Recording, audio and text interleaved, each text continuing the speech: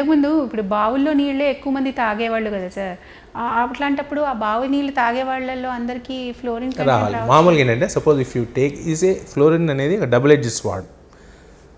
చిన్న చిన్న కాన్సన్ట్రేషన్లో it is protective against caries. ఇంకొంచెం కలిపారనుకోండి ఏమవుతుంది, డెంటల్ స్టెయిన్స్ వస్తాయి. ఇంకా ఎక్కువ కలిపారనుకోండి స్కెల్టల్ ఫ్లోరోసిస్ వస్తుంది. ఇంకా ఎక్కువ కలిపారనుకోండి కడుపులో అంతా పాడైపోతుంది. ఇంకా ఎక్కువ కలిపారనుకోండి they will have acute poisoning, death.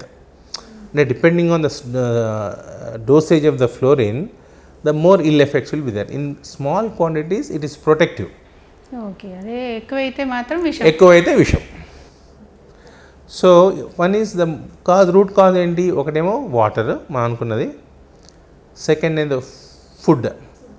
ఏదైతే మన కూరగాయలు పంటలు మన ఎండమిక్ ఏరియాస్లో పండిస్తామో all of them will contain high fluoride content. Okay, అంటే ఇదే భూమి నీళ్లు వాడతారు అంతే కదా. ఏ భూమిలో ఉన్న ఫ్లోరిన్ ఎక్కువ ఉంటుందో ఆ భూమిలో పండే పంటలకు కాసే కాయలు కానీ కూరగాయల్లో కానీ ఫ్లోరిన్ శాతం ఎక్కువ ఉంటుంది.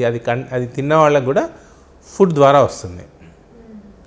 So food, water and air pollution industry చెప్పాను కదా, aluminium industry, bricks industry, glass industry and next most important beverages. ఏం beverages? Can you guess? Tea has highest fluoride content. అంటే మనం తాగే టీలో కూడా fluoride obviously. And next wine, masalas, sea food, rock salt, all these things will contain highest amount of fluorescent. ఇవన్నీ మంచి ఫుడ్లు అని చెప్తారు సార్. ఇప్పుడు సీ ఫుడ్ మంచిది అంటారా, రాక్ సాల్ట్ మంచిది అంటారా? Sea water contains more fluorine than ordinary water. Okay, మరైన్లో ఎక్కువ ఫ్లోరైడ్స్ ఉంటాయి. ఎగ్జాక్ట్లీ. సో ఇదంతా ఏంటంటే ఇప్పుడు once small amount of fluorine, long term exposure of fluorine. అంటే మన ఫ్లోరోసిస్ రావాలంటే చిన్న quantities of fluorine, long duration exposure వస్తే the person will contact fluorine. For example Nalgonda ఒక 2-3 నెలలు వెళ్ళొచ్చిన వాళ్ళకి ఫ్లోరోసిస్ రాదు.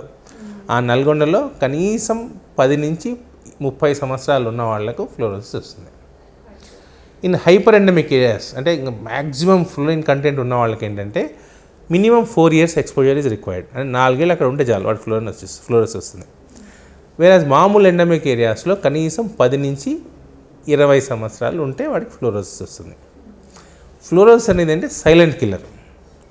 పళ్ళకు డెంటల్ స్టెయిన్స్ ఉండే వాడికి ఏం జబ్బు ఉండదు, ఇంకా ఎక్కువ వచ్చేసరికి వాడి స్కెల్టల్ సిస్టమ్ ఎఫెక్ట్ అవుతుంది. ఏదంటే సిమ్టమ్స్ ఎట్లా కనిపిస్తాయి సార్? జాయింట్ పెయిన్స్, కాళ్ళ నొప్పులు, జాయింట్ నొప్పులు అండ్ ఇంకా ఎక్కువ అయ్యేసరికి ఏంటంటే స్పైనల్ కార్డ్ దెబ్బతిని వాడికి నడక మొత్తం 4 స్టేజ్లు అండి. First stage dental fluorosis, second ఏమంటే స్కెలెటల్ ఫ్లోరోసిస్, అంటే స్టిఫ్గా నడుస్తూ ఉంటాడు. ఇలా వంకర్లు కూడా తిరిగిపోతాయి. వంకర్లు ఎందుకు తిరుగుతాయంటే స్టేజ్ 2. చిన్నపిల్లలు ఏమవుతుందంటే ఏదైతే ఫ్లోరిన్ వల్ల ఏమైందంటే కాల్షియం అంతా మన బాడీలో సెంట్రల్ పార్ట్ ఆఫ్ ద బాడీలో అక్యుములేట్ అయిపోతుంది. సో పెరిఫెరల్ జాయింట్స్ ఉంటాయి కదండి, కాళ్ళు చేతులు, దానిలో కాల్షియం తగ్గిపోతుంది, దాన్ని వంకర్లు తిరిగిపోతాయి అన్నమాట. అది stage 1 is dental fluorosis.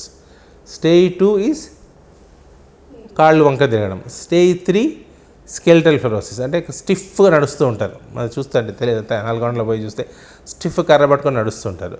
Stage 4 nerves involve అవుతాయి, స్పైనల్ కార్డ్, అప్పుడు బెడ్ రిడన్ అవుతుంది. All 4 stages. Okay, 4th stage అంటే ఇంకా బెడ్ రిడన్. ఇంకా 4th stage bedridden and they develop infection, they die. So when you look at, అంటే మనం దాన్ని ఓవరాల్గా చూసినప్పుడు మనం ఫ్లోరోసిస్ అంటే ఏమనుకుంటాం, నీళ్ళు, జాయింట్ పెయిన్స్.